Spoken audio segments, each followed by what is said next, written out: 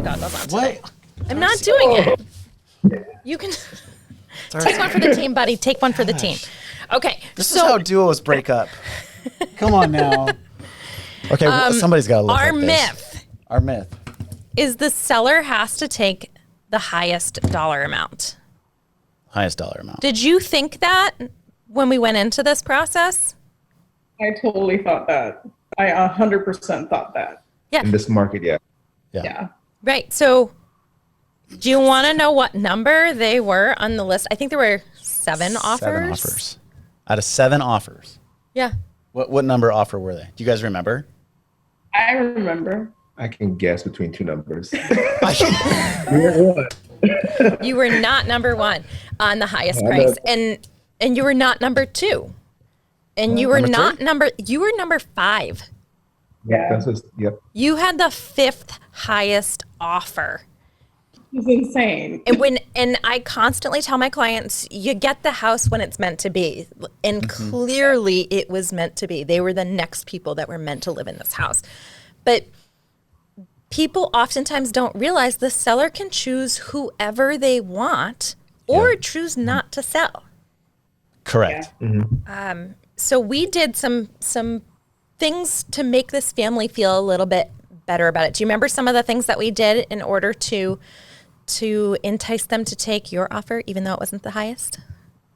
Well, I remember just the communication was very, you were very just like friendly with the selling realtor. We tried to make sure that they felt comfortable with the situation happening. I think they had a family member that was in the hospital. Their son, their child was in the hospital. Yeah.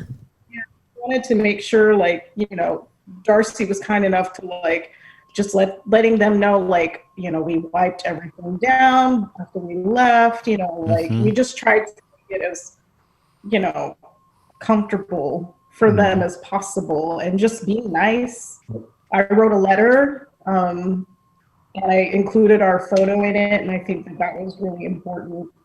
I think we were just really more approachable and nice and just willing to follow the rules, to be honest. It was such a crazy time.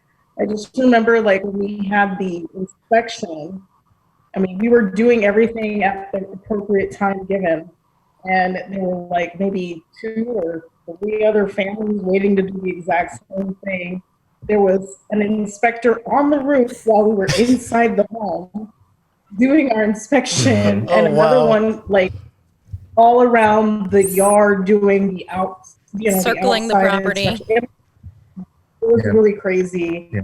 And I just think for us, we were just trying to follow the rules and just be friendly and nice, and just knowing the situation was sensitive for that family at the time. Yeah. We were just trying to be respectful. I was going to say also, this one thing I liked about Darcy is that in that market, everyone was like, not cutting corners, but they were like throwing away like, oh, no inspection, no this and that. Yeah. We're going to give all this like earnest money, all these kind of things. And even when we were trying to make the best offer, there was a point where it's like, there was something we weren't necessarily 100% comfortable with, but Darcy's like, okay, then we'll just do that. We'll bring it back down like that. So it wasn't like, there's always that fear, like you're going to get that precious sales pitch. Like, you're so close.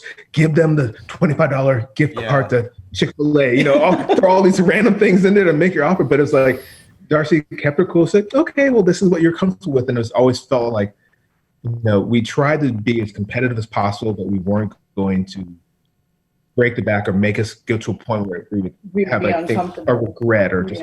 I'm going to tee this up really quick, Ron, because I remember you calling me and saying, Keith, can we go to this number? And we talk about this in our home buying classes all the time. Just because you can doesn't mean you should. Right. And I commend you guys so much for staying in that budget, staying where you guys felt that you knew you could still provide for the house and put it in the right place. And look what happens. You get your house on your terms. I was so floored when Darcy called. I think I immediately started crying and gave Ron the phone because I was she did. Because it was so emotional. And I think also the other thing that was really big for us with this house is that our daughter already went to school in the district, elementary school. That's And huge. that was like our one thing that we just wanted throughout this whole process to continue giving her, was the fact that she would get to stay with her friends.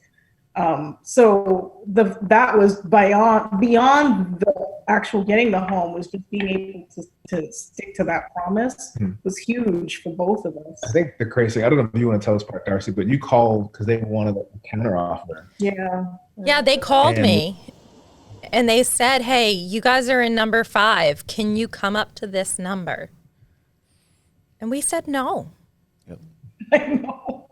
And I was like, yeah, well, okay, so I can try.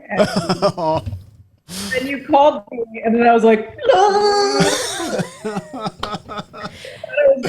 because it's just such the stress, the build up. Yeah. And at that point, we had sold our home, so we were like, if this doesn't work, Right. we're going to end up in an apartment for who knows how long, because It would still be an apartment.